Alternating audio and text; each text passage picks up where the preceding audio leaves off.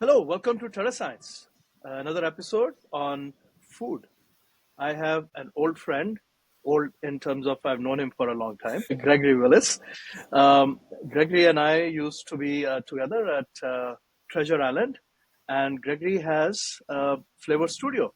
So we'll let Gregory tell us all about Flavor Studio, and I'm excited. I think this podcast will touch upon flavor, importance of flavor in food, in cultural, culinary aspects, and also just getting to know Gregory more. So, welcome to TerreScience, Gregory. Thanks, Raj. Thanks for having me. I'm excited to be here today.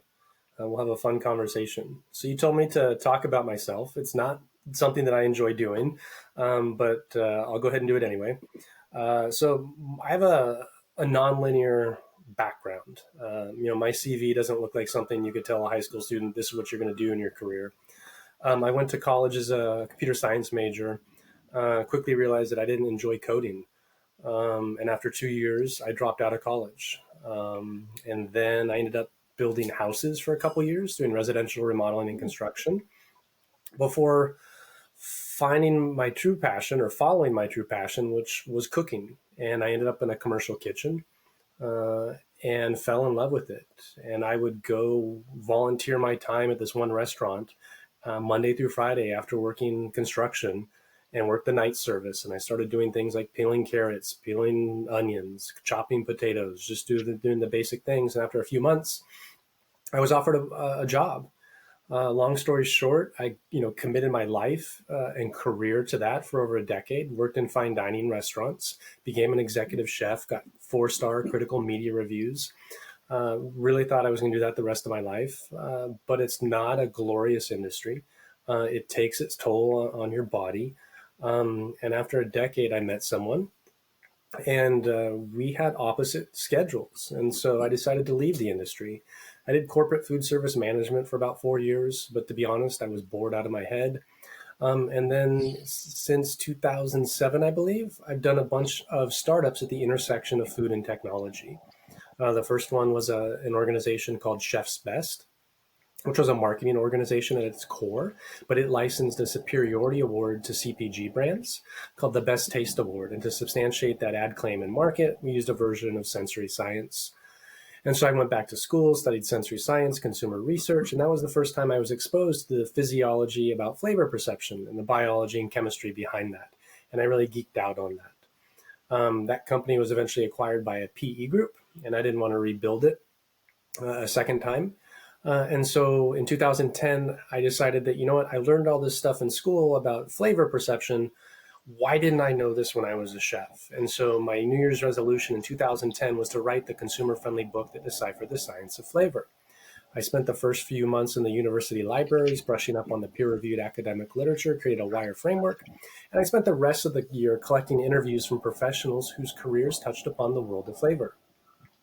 Everything from working in a micro distillery in Portland, Oregon, to being invited to one of the world's largest flavor and fragrance houses in New Jersey, and everything in between. And towards the end of the research process, I was at a conference and saw some mathematicians presenting their latest paper, and instantly I had this epiphany, and that was, can we use mathematics to unlock the keys to creativity? And a month later, I invented an algorithm that predicted flavor combinations. I showed that to my mentors and said, what should I do with this? And they said, put the book project aside and launch a software company. And I did. And I knew at the time a white space existed, and nobody had built a complete suite of tools to facilitate the product development activities of food and ingredient manufacturers. And that's what we set out to build with Flavor Studio. We would show it to people and they'd go, well, it doesn't do A, B, and C. And I'd go back to the software engineers and say, we got to add these features. And then they would say, well, it doesn't do D, E, and F. And we went through this infinite circuitous loop for several years before it finally got traction.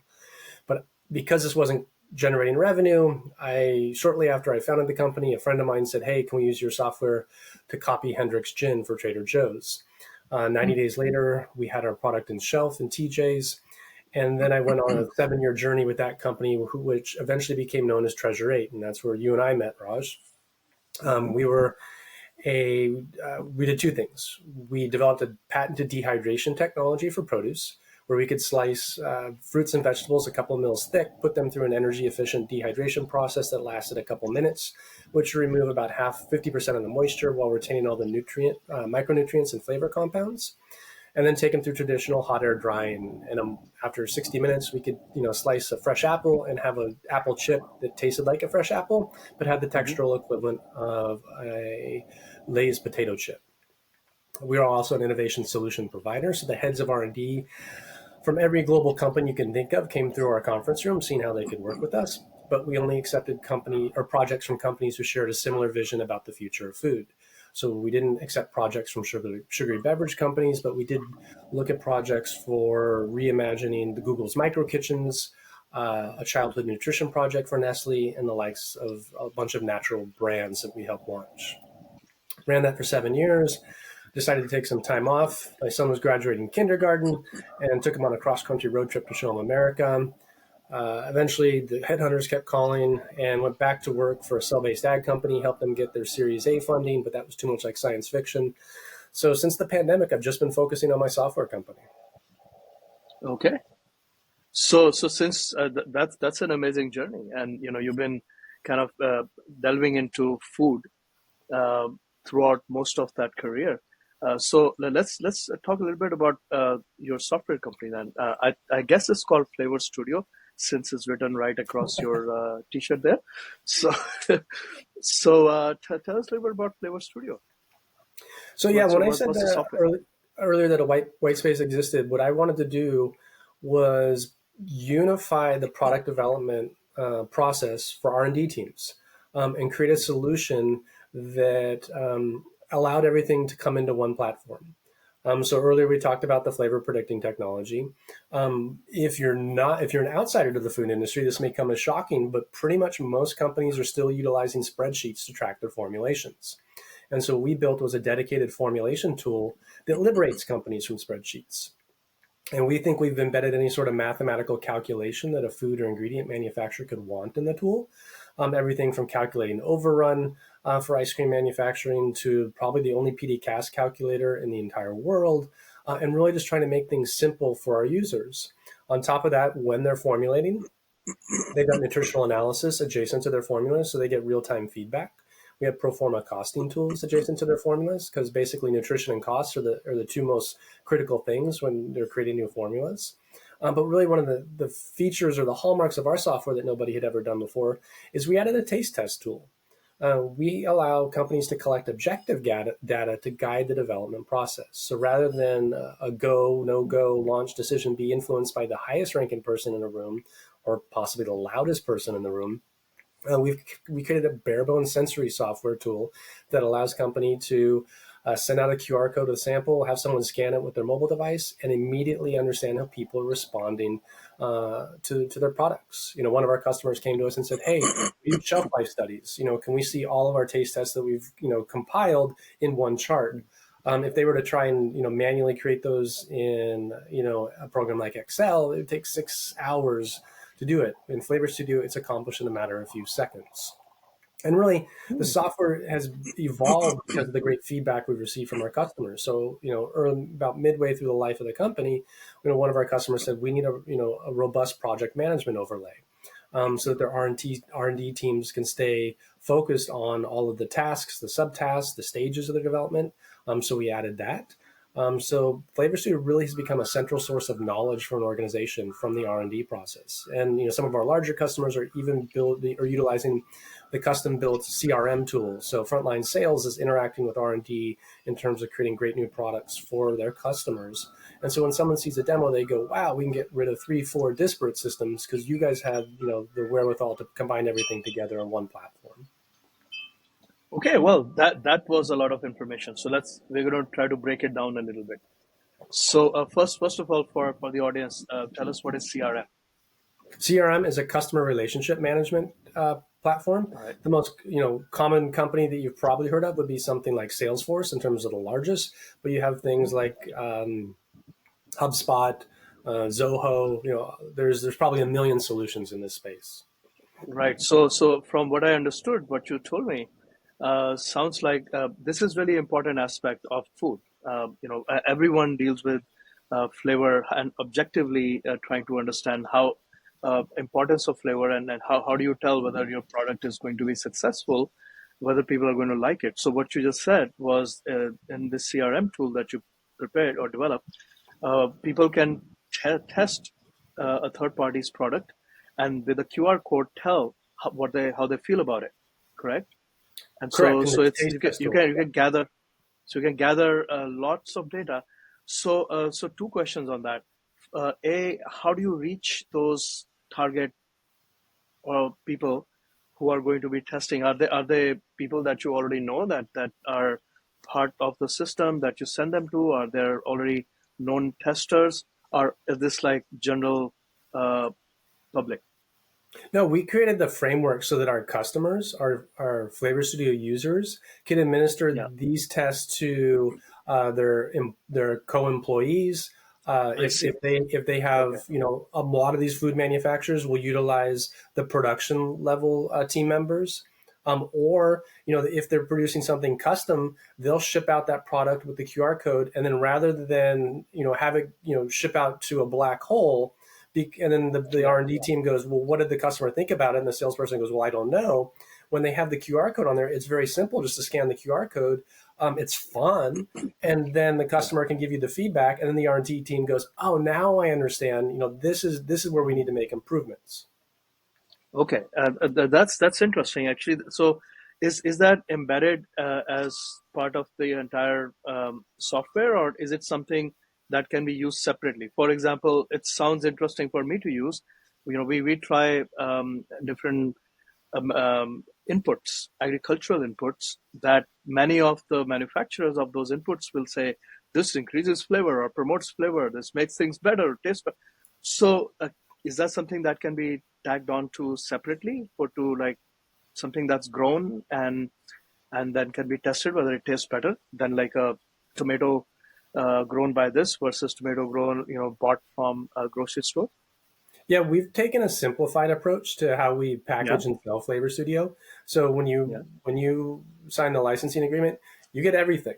Okay, Whether you use everything or not, we don't have an a la mm, carte where you're choosing the modules. So if you wanted to sign up, I see. you'd have access to all the software, but you could just utilize the taste test tool. Absolutely.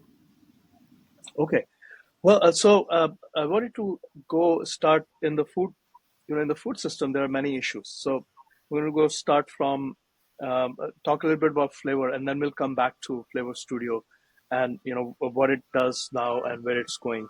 But just thinking about food, the flavor really comes from many aspects of the food, and how it's grown obviously makes a difference. When it was harvested, how long it stayed in storage, all of those things.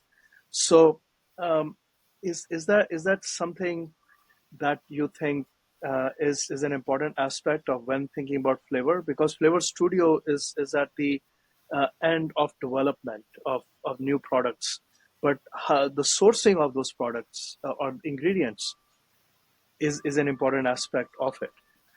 But, but what are your thoughts on that? Because flavor is linked to where the food is being sourced from, Absolutely. And right? and Yeah, so, with commercial manufacturing, a lot of our customers are utilizing, we'll say, stable ingredients, or uh-huh. things that have been put into storage conditions to preserve that point in time. And so, if we're talking about perishable things such as produce, as soon as you pick it, well, not as soon as you pick everything, but most things are going to suffer from degradation when they've been severed from the vine or the plant. Some things like a banana will continue to ripen, or some stone fruit or tomatoes. But when you think about flavor perception, if we distill it down to just like the bare basics, and you can have a much more nerdy conversation at another time. It really gets down to the basic taste qualities and what you smell. Those Hmm. two combine for most of the flavor perception that we have. And so the longer something sits around, you're going to lose a lot of the aroma compounds. And so with the absence or the degradation of the aroma compounds, you won't have the same flavor experience you would versus a perfectly ripe something or a freshly picked something. Same thing goes for micronutrients, and you can probably speak a lot more to this.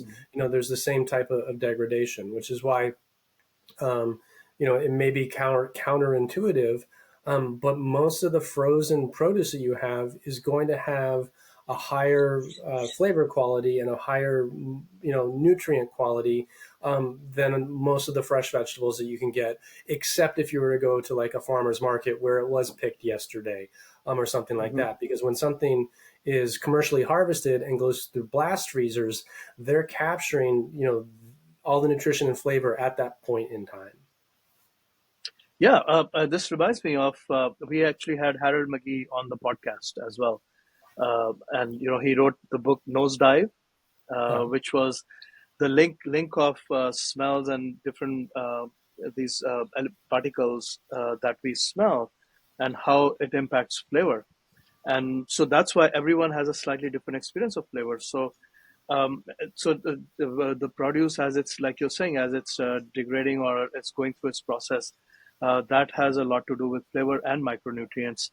But at the same time, if you think about backgrounds of people, right, the reason I'm bringing this up is because as Flavor Studio is being used to create these flavor-based next generation products, how much can one utilize these aspects of flavor, which that each person has a different experience of flavor.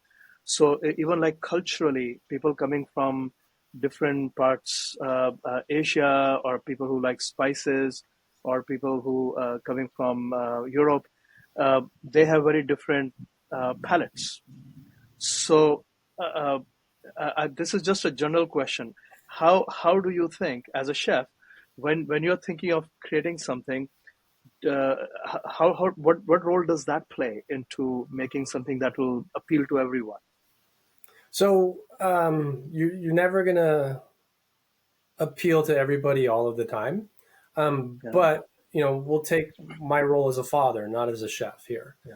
Hmm. And so, with everything I knew about olfaction or how we smell things, I know and knew that it was something that is both learned and trained. And so, the fetus starts smelling in the amniotic fluid when it's in the womb.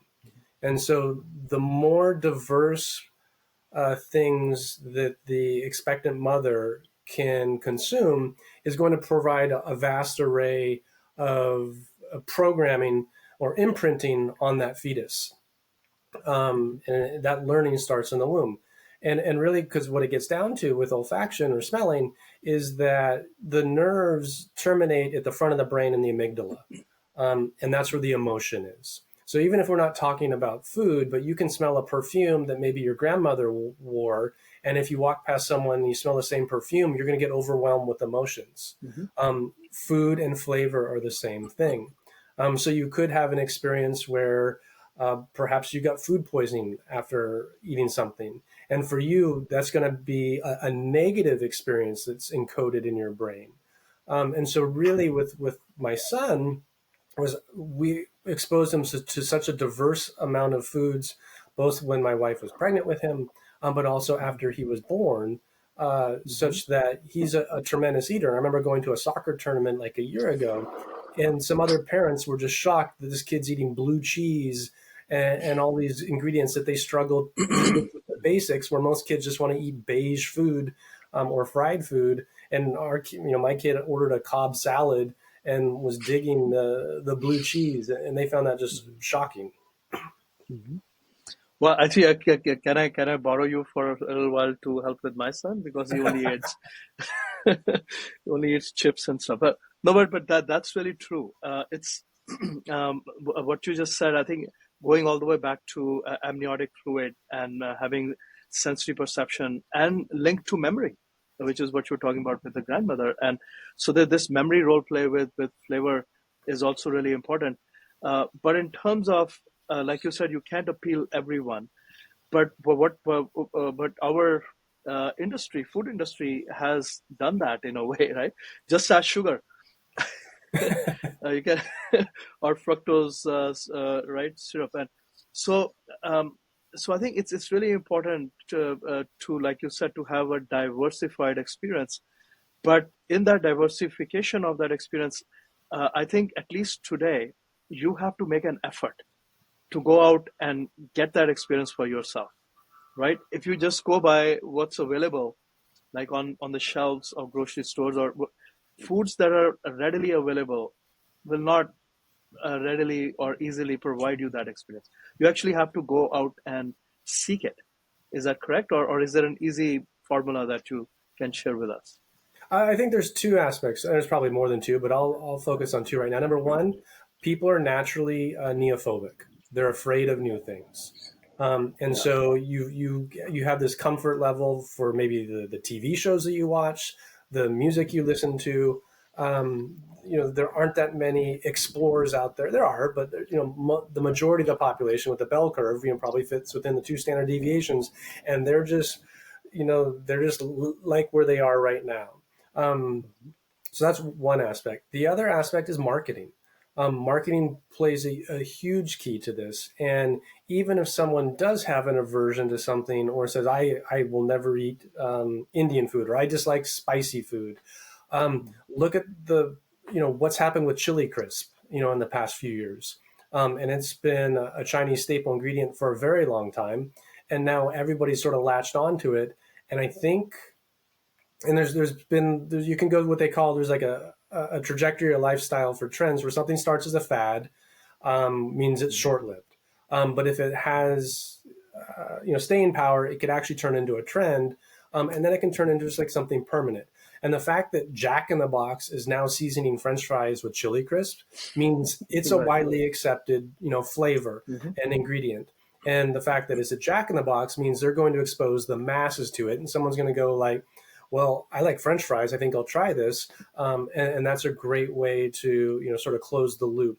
But marketing is incredibly powerful and Yeah. persuasive. Yeah, absolutely. So, in Flavor Studio, tell us a little bit about your own personal journey as an entrepreneur. And I know you also do many other things. You love to run, and I'd like to know how you manage your personal life and entrepreneurship. So tell us a little bit of that aspect of developing Flavor Studio to where it is today. So being an entrepreneur isn't for everybody. It takes a solid stomach. There's going to be good days. There's going to be bad days. There's going to be a lot of bad days. It's about having a vision. It's about believing in yourself. It's about believing in your team. Um, I think we've been so successful because I came from a fine dining background. And I would say our customer service is second to none. The dialogue that we have with our customers is beautiful. There's a lot of trust from them to us.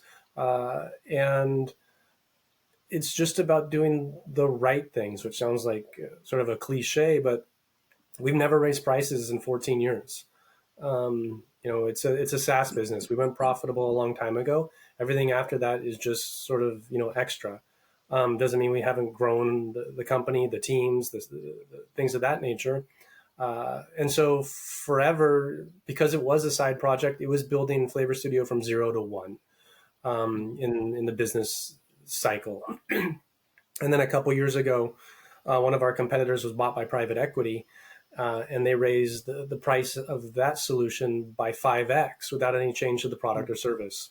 And so for the last 2.5 years, we've gone through just exponential growth, and it's been pretty interesting. People from the outside just see the growth and they think it's amazing. It's been the hardest time of my life running the company. Um, One of my good friends from LinkedIn said, we were an overnight success, 12 years in the making. We just happened to be at the right Mhm. place at the right time. And so now we're growing the company from 1 to 100.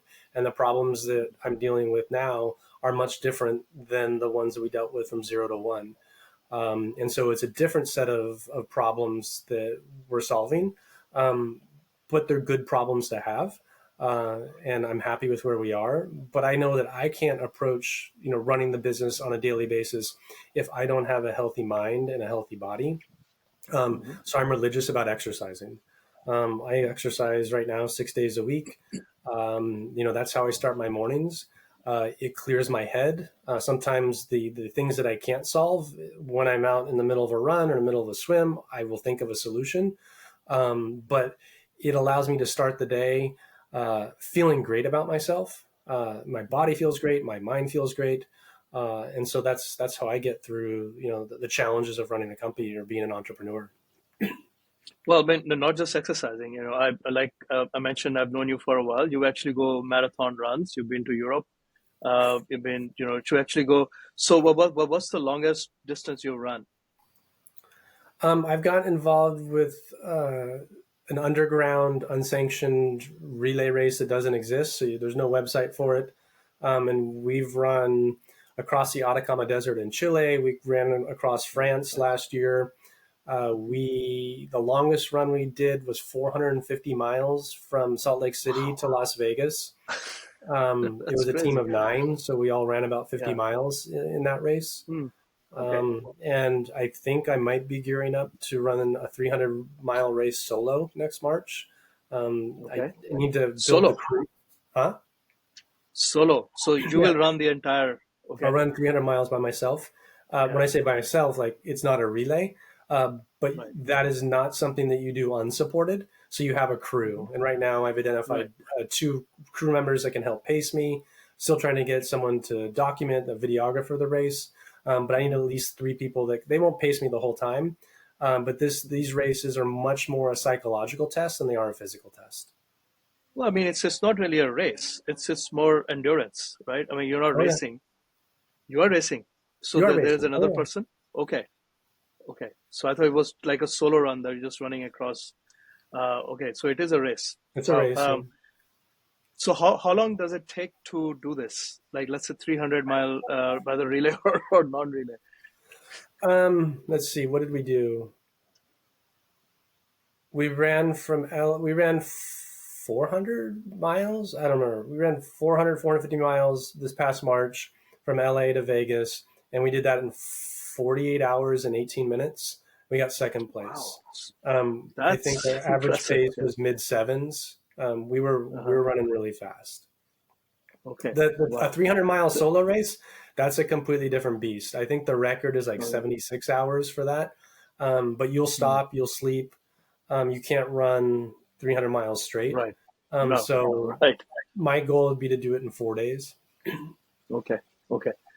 Wow. That's really impressive. That is not very common. To meet people to run. Okay, so going back to something that came up in my mind when you were saying you're going from 1 to 100 with Flavor Studio. What is your son's name, by the way? His name is Uh, Adler. Adler. So I remember you posted on LinkedIn. That was really, I think that was one of your best LinkedIn posts. Just to point it out, you posted a map of US, and then you posted pins Mhm. that when you first started, from you going from 0 to 1, where Flavor Studio was, and now you showed with Adler, you had created this where it is going, and you showed that, and it was impressive, right? It was in multiple states. So to be able to do that, obviously you need a bigger team. So one of the parts, I'm sure, of Flavor Studio has been to grow your team. And so, how many people do you have in Flavor Studio? We're still a small, nimble team. We Uh-huh. have 3 full-time software engineers. We have 2 salespeople, and now we have a customer success specialist. Okay. Um, Yeah. and I So think it's yeah. the one of the challenges for me, whether it's running Flavor Studio or any other business I've had, is uh, letting go Mhm. and trusting teams to execute on what needs to get done. But I'm proud Right. of the fact that we've had one engineer that's worked with us for 12 years. Hmm. It's also a very rewarding experience when you build a company and you know that those paychecks that are going out Hmm. are the salaries that let people live and vacation and do all Hmm. this stuff. And that's something that's sort of like an intangible thing, sort of like the warm fuzzy thing that people don't talk about. But building jobs so Hmm. people can have lives. Absolutely. I mean, it's that's the reward part of the entrepreneurship when you get to that point and you can share something that you created with other people.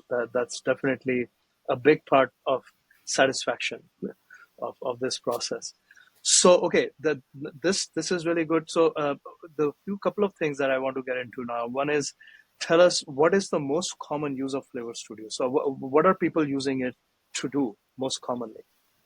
People come to us most of the time looking for solutions with nutritional analysis. So making Uh-huh. nutrition labels for food products or supplement labels for supplement products.